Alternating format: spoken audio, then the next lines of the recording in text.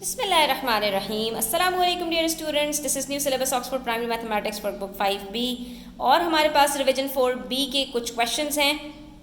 तो page number 148 पर आ जाइए। यहाँ पर हमारे पास प्रोबेबिलिटी का एक क्वेश्चन है। प्रोबेबिलिटी कहते हैं किसी भी चीज़ के होने या ना होने के कितने चांसेस हैं। ठीक है, तो आपको यहाँ पर कोई इतना परेशान होने की ज़रूरत नहीं, बिल्कुल सिंपल से क्वेश्चंस हैं। जो भी चीज़ें आपको दी हुई होती हैं आपको उसको काउंट कर लेना है। जो जितनी ज़्यादा है उसकी प्रोबेबिलिटी उतनी ज़्यादा है, जो जितनी कम है उसकी प्रोबेबिलिटी उतनी कम है। तो यहाँ पर हमसे कह रहे हैं bag contain some cut outs of shapes.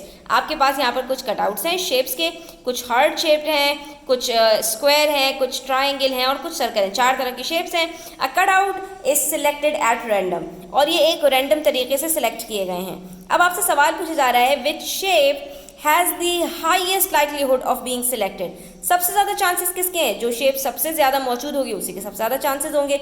हमें यहाँ पर देखते ही नज़र आ रहा है कि सबसे ज़्यादा हमारे पास हार्ट्स हैं, और हार्ट्स हैं कितने हमारे पास? 1 2 3 4 5 6 7 8। तो ये क्योंकि हमारे पास सबसे ज़्यादा है तो हम यहाँ पर क्या कहेंगे कि हमारे पास जिस शेप के सबसे ज़्यादा होने के चांसेस हैं दैट इज़ हार्ट्स। ठीक है, उसके बाद विच 2 shapes have even chance of being selected. कौन सी 2 शेप्स ऐसी हैं जिसके बराबरी के साथ चांस है कि वो सिलेक्ट किए जाएं? क्योंकि जब ये जो है वो निकाले जाएंगे बैग से वो शेप्स को, तो कौन से शेप है कि वो क्योंकि नंबर्स में बराबर है तो उनके चांसेस भी बराबर होंगे कि चाहे उनमें से एक शेप निकल आए और चाहे दूसरी शेप निकल आए। तो अगर आप गौर से यहाँ पर देखें तो मेरे पास ट्रायंगल्स भी 3 हैं और मेरे पास सर्कल्स भी 3 हैं। जो शेप्स हमारे पास या जो भी चीज़ क्वांटिटी में बराबर होती है उसका इवन चांस होता है, 50-50 चांस होता है, बराबरी के साथ चांस होता है। तो कौन से 2 शेप्स हैं बच्चों? वेरी गुड, हमारे पास ट्रायंगल और सर्कल के इवन चांस हैं कि वो सिलेक्ट हो जाएं। उसके बाद पार्ट सी में कह रहे हैं what is the probability of selecting a rectangular cut out. Rectangle shape के सिलेक्ट होने के कितने चांसेस हैं बच्चों? एक शेप जो मौजूद ही नहीं है उसके जो है वो सिलेक्ट होने के चांसेस कितने होंगे? वेरी गुड, 0 चांस है उसका। जो चीज़ है ही नहीं वो कैसे सिलेक्ट हो सकती है? वो बिल्कुल भी सिलेक्ट नहीं हो सकती।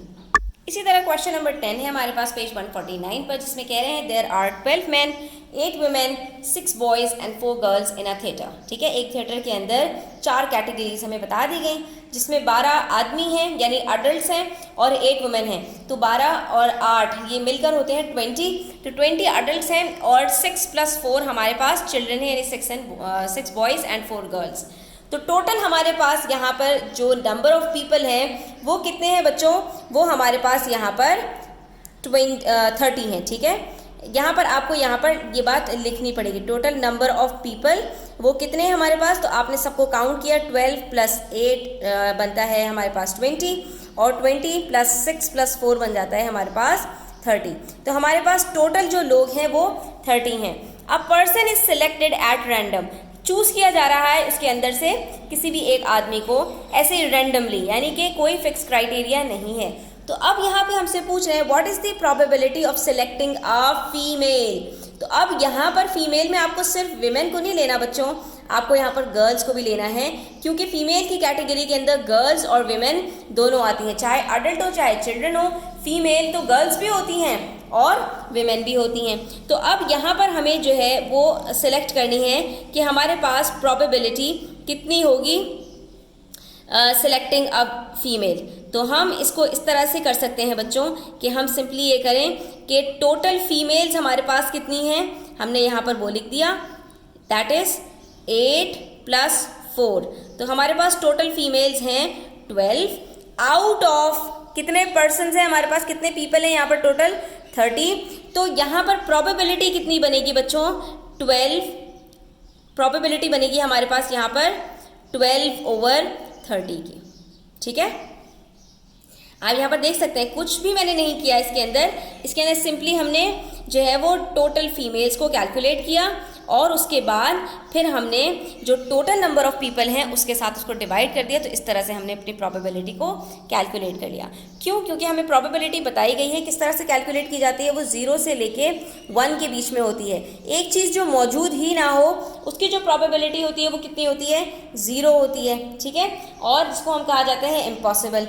और जो चीज़ यकीनी हो कि यही होगा सिर्फ, तो उसको कहा जाता है सर्टेन। ठीक है, तो उसकी प्रोबेबिलिटी कितनी होती है? 1 होती है। इन दोनों के बीच में हमारे पास हाफ होता है। ठीक है, यानी कि होने के चांसेस भी 50 हैं और ना होने के चांस भी 50 हैं, यानी 50-50 जब चांस हो तो उसको हम कहते हैं कि वहाँ पर हमारे पास इवन चांस होता है या 50-50 चांस होता है। और इनके बीच में जो होता है जिसकी प्रोबेबिलिटी हाफ से कम हो उसको हम कहते हैं उसकी प्रोबेबिलिटी अनलाइकली है। जैसा कि यहाँ पर हम देख सकते हैं कि 30 का हाफ 15 होता है और ये प्रोबेबिलिटी हमारे पास 15 से कम है फीमेल्स की, तो इनकी जो हमारे पास प्रोबेबिलिटी आ रही है, इनके जो चूज़ होने के चांसेस हैं वो हमारे पास अनलाइकली हैं। ठीक है, हाफ से कम जब आपके पास प्रोबेबिलिटी आएगी तो उसके चांसेस, इसका मतलब है चूज़ होने के कम है, तो वो हो जाता है अनलाइकली। और अगर 50% से ज़्यादा हो, यानी अगर यहाँ पर मेरे पास 16, 17, 18 एंड सो ऑन होता तो वो कहाँ पर आ जाता? वो लाइकली में आ जाता। ठीक है, और उसके बाद हमसे पूछ रहे हैं what is the probability of selecting an adult. ठीक है, तो अब आपसे पूछ रहे हैं कि जो बड़े हैं उनके चांसेस कितने हैं सिलेक्ट होने के, उसकी प्रोबेबिलिटी क्या बनेगी।